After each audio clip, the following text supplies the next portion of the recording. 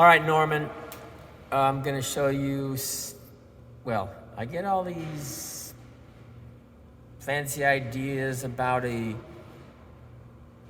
foam core that's water soluble that I can make a CNC and get it to good dimensions and then form up a shell on that with fiber placement and with robotics fiber placement and well, all kinds of highfalutin ideas, and then I come and start working hands-on with these unwieldy components, and I think, no, everything just goes to shit.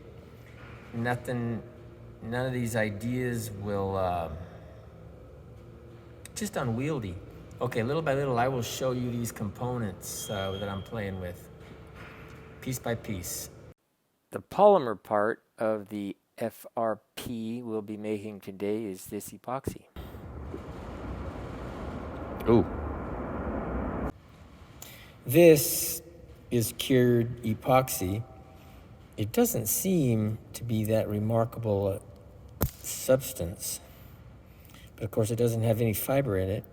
These are microbloons. It's a 3M product. They're tiny glass spheres. And I'll mix it into epoxy, into about a slurry or a honey consistency here, and spread it out over the foam board I'm going to make. It makes a very usable mix that you can sand and form with a file, and it's thermally stable. Well, it's glass and resists corrosion, UV. It's actually a lot more resistance than the epoxy component. So this is a slurry consistency, not a paste consistency, and hardened it's like this. It's very light, of course. It's hollow glass, tiny hollow glass spheres, microbloons, and epoxy. Here's another non-structural component used to maintain the position of the strong stuff. This is a rigid polyether polyurethane from the Elastofoam line by General Plastics. The white layer on this sample is cured micro, and I'll smear a coat of micro onto a fresh piece to make a light, hard, smooth surface on both faces. Now I got both faces of this foam with a layer of micro slurry set up hard on it to fill the pores of that open cell foam. Peel the this peel ply, which is just Dacron. It doesn't bond to the epoxy. And it is said that you can now bond another layer. Well, it's called keying. It doesn't actually chemically bond, but you can. It's rough enough where you can get a second layer of epoxy to bond to this without prepping it.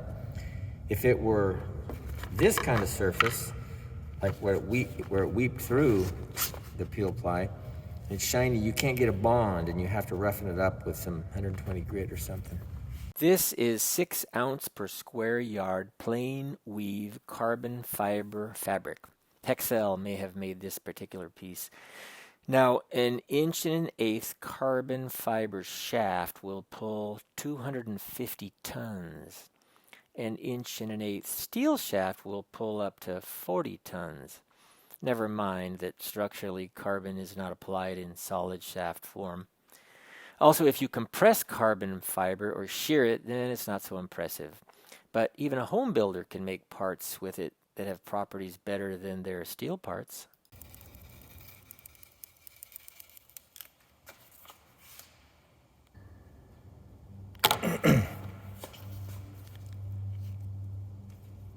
Came out nice and clean. Good pizza. Here's the foam panel with hardened micro on both faces and a fresh uncured film of epoxy on top. Wetting the fibers with the matrix is a big deal. I've seen data on glass fibers showing the surface preparation on the fiber reduces the tensile strength of the fiber bundle by about 50%. Well, if the glue don't stick, it doesn't matter how strong it is. Lockheed Martin and NASA and them use prepreg. One prepreg system prepares the fiber and the matrix in a controlled factory environment, then stores and ships it below 40 degrees Fahrenheit. It's fancy stuff. I've never seen it. Okay, got the epoxy layer down on the foam, on the micro foam. Smooth it out good. Then I put the carbon fiber layer. Then I smoothed epoxy over that. There's way more epoxy. The epoxy to fabric ratio, epoxy to fiber ratio is way too high. But you can get it pretty close to optimal by pressing it out. Here you put the peel ply. Yeah, it's porous Dacron. Batting from just from the fabric shop at the mall. Pillow batting, whatever you call it.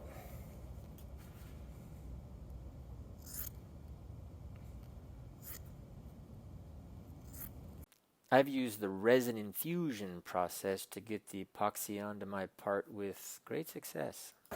I can use a flat pressure plate. If it were some odd geometry, you use atmospheric pressure, pull a vacuum on it, and put vacuum bagging film over that. That's usually the way I do it, but this is simple.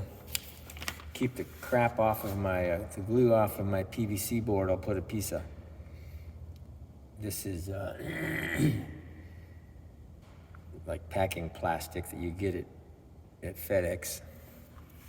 And then I'll put this on here, clamp it with pressure, and go have lunch. All right, now it's setting up here. Everything's doing its thing. I'll come and check tomorrow. I think I got it. Okay, the clamps are loose.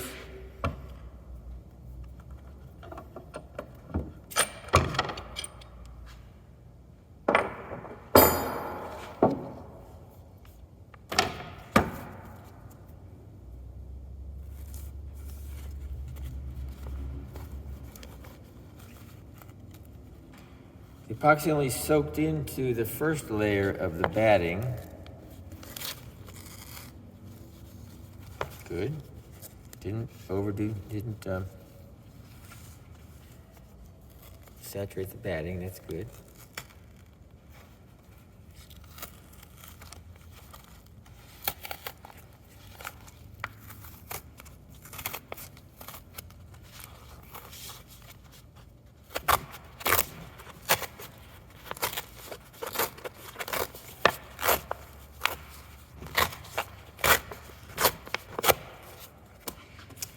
Okay.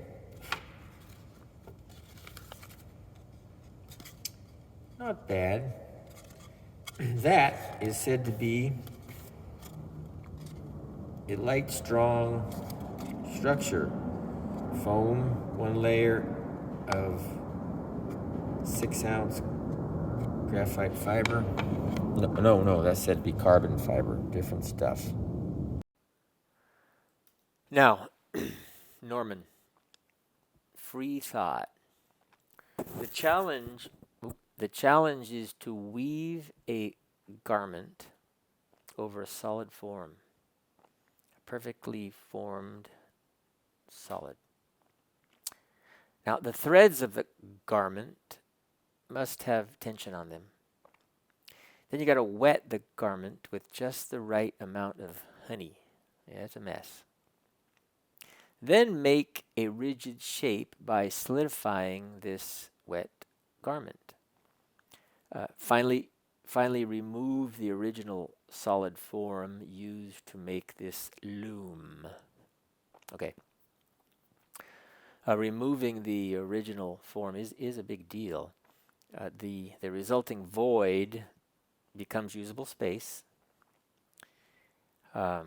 But also the void allows the part to be inspected. I took a 2-day EAA course, Experimental Aircraft Association, And they emphasize this. Foam core composites do make impressive structures, but in the aerospace industry, at least, if you can't inspect it, they won't approve it. Uh, Now, if there's a business here, I've got to be happy with scraps. No one is going to wake up tomorrow and be a Lockheed Martin. I'm not sure how I could learn more of the basics of FRP, and you have emphasized this with me. You got to get in there and get dirty and learn the tools of the trade. Lockmart's not going to hire a 60-year-old in their composite materials department, but companies like 3M and DuPont and Hexcel, they should want to encourage little shops because these guys sell the raw materials.